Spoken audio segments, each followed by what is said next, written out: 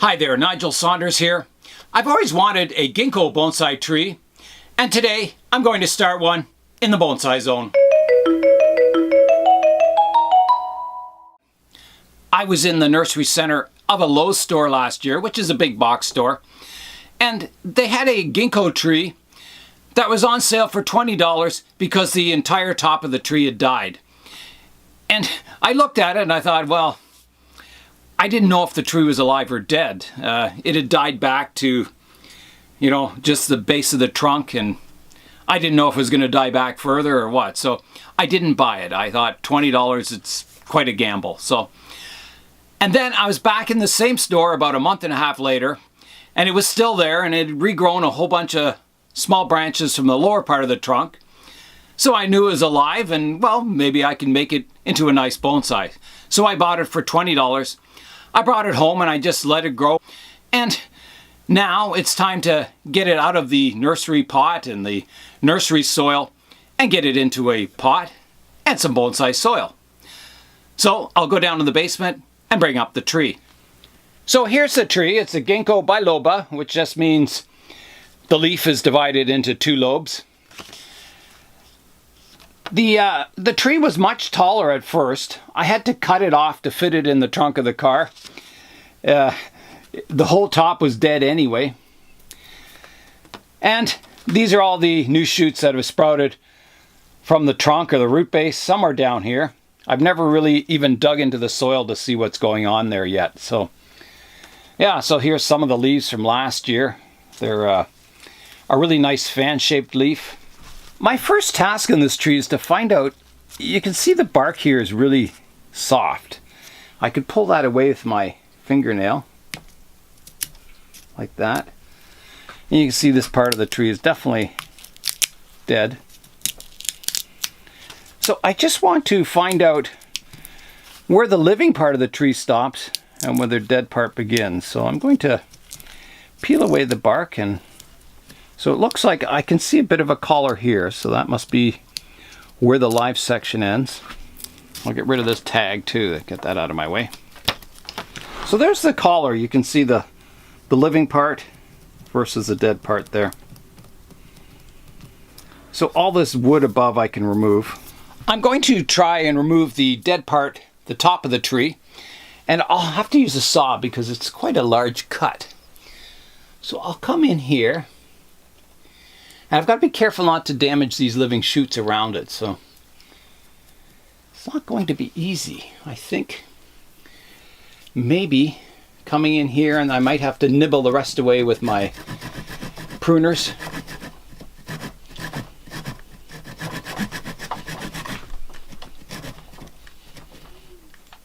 Yeah, this isn't going to be easy cutting this off. I don't think I can use my pruners. I think it's too thick a wood. Maybe it's not. Maybe it's not. There it comes. Off with its head. Now ginkgos don't heal over very quickly, if at all, so it will always have this wound on the top of the tree. But I'm hoping enough of these side branches grow up that you don't really see the center part of the trunk a whole lot in the final design. Now I will try and go in with my pruners and clean the cut up a bit, just to make it look a little more natural rather than a saw cut. And I do want to angle the cut so the water doesn't sit in the top of the wound. So I'll probably do like one of my beaver cuts, where I keep the top of the dead part a little pointy, just like a beaver cuts down a tree. Like that, and then I'll come around this side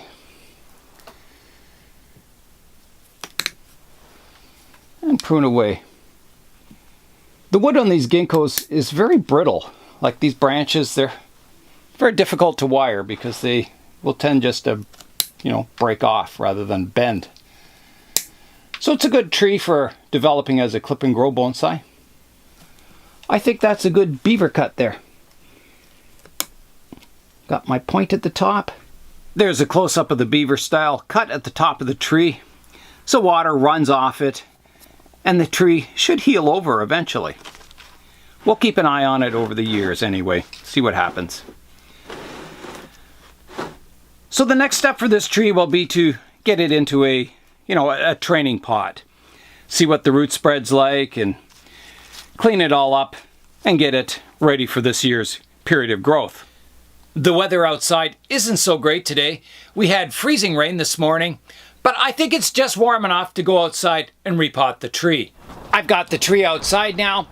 I'll start by getting the tree all bare rooted, so I'll start by scraping away some of this surface soil and see if I can find the base of the roots, and then we'll get the tree out of the pot and keep working away at it. The very organic soil in here, a lot of wood chips and wood shavings and lots of compost. Peat moss, I think. Not ideal for drainage, but yeah, big chunks of bark, pine bark in there. So who knows what this root base will look like. You never know on a nursery tree. You never know how deep down the root base is too. Sometimes they bury these trees quite deep in the soil. So I'm still working my way down. I haven't found any radial surface roots yet. I think I'm starting to just get some now. Way down here, yeah. I also have some ginkgo seeds that I'll be planting this spring. I do like to grow my bonsai trees from seed if I can.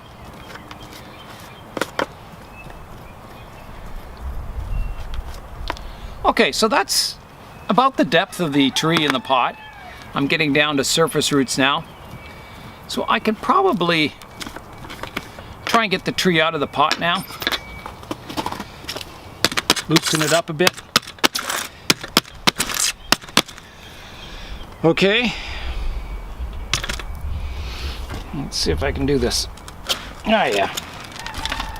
There we go. With the tree out of the pot now, I can continue to rake away all this soil. Wow.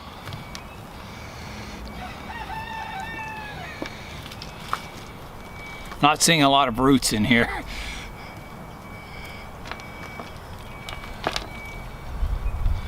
Okay, I'm starting on this side. You can start to see some roots even down further. There's one up here. Looks like a nasty looking root on this side. Around here, there's a root that comes around. You always hope for a nice root base when you get these nursery trees, but it's rarely the case where you get a really good looking root base. But I don't know, you just have to start from seed, or you got to work with what you have. One of the two. Starting to get down to some finer roots down really low in the pot here. I think this ginkgo is going to really like getting into nice bonsai soil. Here's another root over here that's just totally dead and rotted away.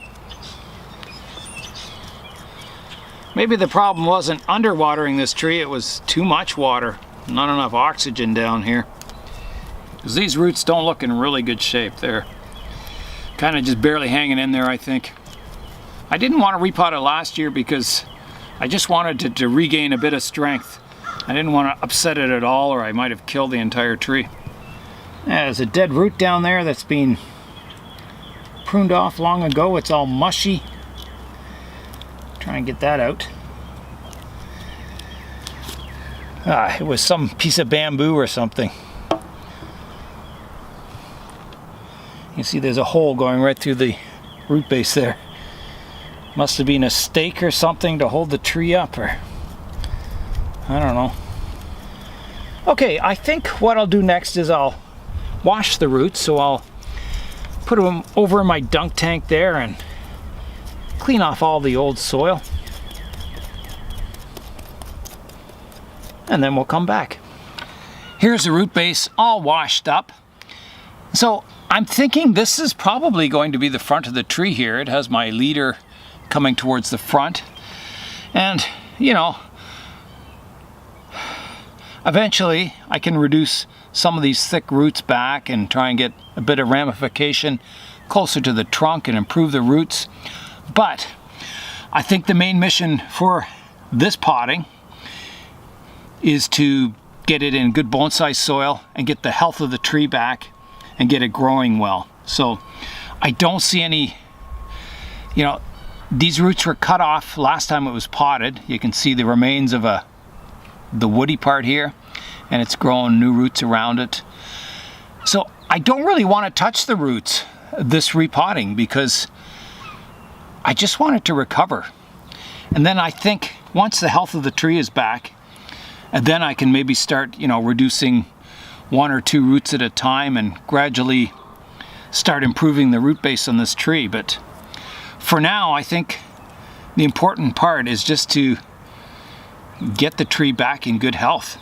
I just think it's, I mean, at the moment it almost died last summer, and you know, it's not that far away from death still. So yeah, so I'll need a fairly deep pot because I do, you know, want the soil up to about here on the tree. So it doesn't have to be that big around the pot, but I'll try and find something suitable. I'll see if this pot fits it. It may be, no, it's too small really. I think I need something, it would fit in there. Maybe it isn't too small. Something slightly bigger, I think. Just a little bit bigger. I've got 2 pots here I could try. I think that one's pretty close. The tree's sitting maybe a little high out of the pot. If you look at it, it's just a little bit high. Too much root exposed. So this one's not quite as nice looking, but that would definitely get the tree in there. Has lots of room in here for the roots to grow. I think this is the pot. I'll get a drainage screen fitted to the bottom of the pot here. I'll just use one large one. Okay, that's fitted in there. Now I can start filling the pot with some soil.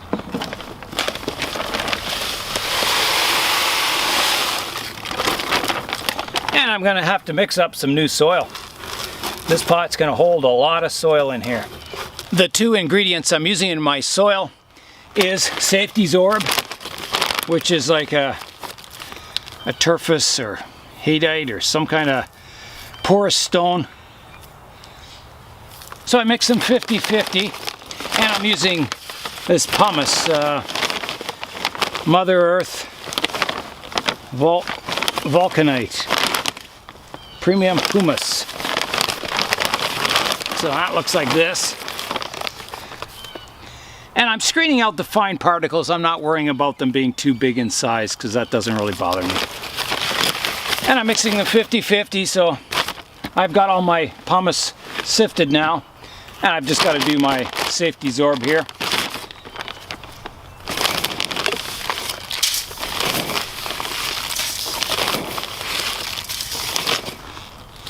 And I just sift it out. All the fine stuff and the dust.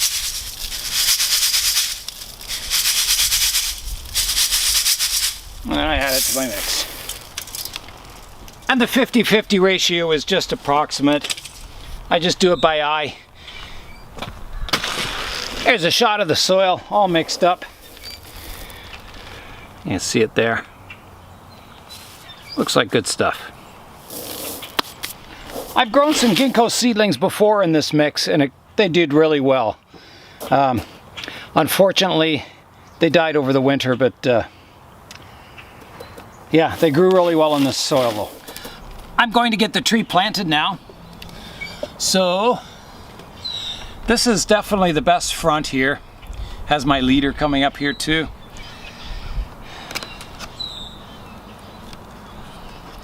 So I can't really do much with the roots. I mean, I can make sure they're kind of arranged in the pot the best I can, but you know, all those lower roots will get cut off someday anyway, so.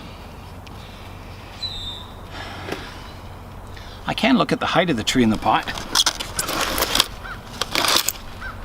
That's a good height, actually. Okay, so I'll fill it in with soil. Hopefully I mixed up enough soil. I think I did. So the soil's just flowing around all the roots, building the tree up by itself now.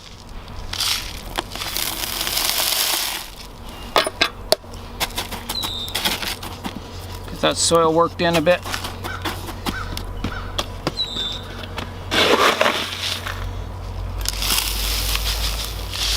Sounds like a train going by.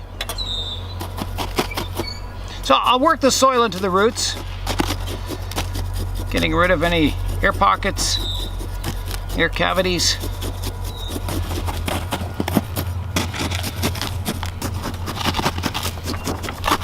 Okay, that's looking good. I'm not finding any air pockets anymore. Not bad, not bad. Okay, I'm going to check the position of the tree in the pot. This is just a training pot, but I might as well make it look as nice as possible.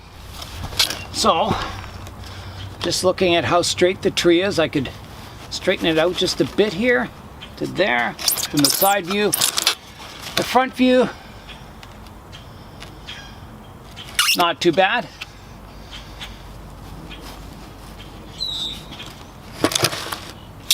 Yeah, I think that's pretty good.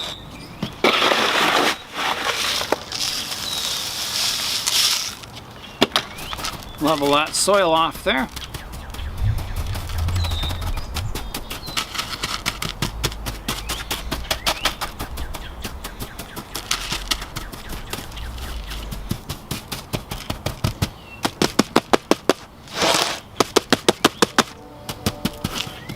Yeah, that's pretty good there. Okay, I think the next step is to water the tree. I'm using nice cool water from the rain barrels. I want to keep the tree dormant until it naturally wakens up and starts growing. So here I go with the water.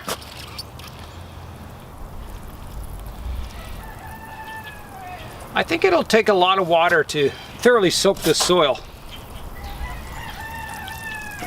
The water is starting to run out the drainage holes now. It looks good and clear, and I think that is good for its first watering. I've got my ginkgo repotted. It should do well out in the greenhouse here. Hopefully the coldest days are gone now, and it'll come out of dormancy and hopefully come into leaf. At first glance, a ginkgo doesn't seem a very suitable tree to grow as a bonsai. The leaves don't really reduce in size very much. It's tough to get branching, they're hard to wire, they're brittle. It doesn't seem like a likely candidate for bonsai. But they also have a lot of good qualities too. As a tree, the Ginkgo biloba is a really interesting tree. The leaves are a nice fan shape. It's sometimes called the maidenhair tree. In fall, the leaves go from a green color to this buttery yellow, and they all kind of fall within a couple of days. So you see all the nice fall colors on the tree, and you walk by the tree 2 days later and they're all on the ground. And I've seen this happen. I was on my morning walk once, and we had had a slight frost the night before, and I was walking by the tree. There was no wind at all, and all the leaves were just silently falling off the tree, and it made this big ring of yellow underneath the tree. It was quite a sight. There are a couple of interesting ginkgos in the city here. I was out yesterday taking some video of them. It was a really, really windy day. So I think I'll just have to do a voiceover. But I'll show you the interesting trees in the city here. One is not that old, but it's got a lot of interesting features on it, including some of the chi, which are almost like aerial roots that hang down from some of the trees off the branches and the trunk. And yeah, apparently you can cut these off, turn them upside down and plant them, and they'll sprout new foliage on the top. That's actually a style of bonsai. Or you can just let them grow and they kind of form aerial roots and make the base of the tree even larger. So I'll show you that tree. It has these chi hanging down from the branches. And then there's a really old tall one in the city too. I would guess it's got to be over 100 years old. And it's the largest ginkgo I've seen, so I'll show you that one also. Here's a view of the largest ginkgo in the city, and it's the largest one I've ever seen. Here's a shot of the twin trunk ginkgo. There's me standing beside it so you can see the size of the tree. Having a look at all the structure of it and the upper canopy. Underneath the branch here you'll see those chi, those root-like nodules hanging down from the branch. There's a close-up of them there. Really interesting feature of the ginkgo tree. There's a fairly large one right here. It's about the length of my hand. Here's a shot of underneath one of the horizontal branches, showing all the sub-branching coming off the main branch. Here's some of the sort of dormant branches. They stick out from the main branch, but they don't extend much. They just get leaves at the tips of those buds and they don't really develop into a long branch. There's that chi again. Here's one of the branches that does extend. You can see the difference in them. This one will elongate into a larger branch next year. And these are the dormant ones that just sort of grow leaves at the end, and that's it. I'm hoping today that I got my ginkgo underway as a bonsai. Kind of a rescue mission, getting the tree's health back, growing kind of a new root system so then I can reduce it and get it into a shallower pot someday. So it's going to be a long-term project again, but hopefully it'll have a good outcome. Some of the funnest parts about these ginkgo trees is researching them and finding out how strange they are. They called them the fossil trees. They've been around since the dinosaurs roamed the earth. They're a really fascinating tree to study. So that's it for today. I'm Nigel Saunders. Thanks for watching Today in the Bonsai Zone.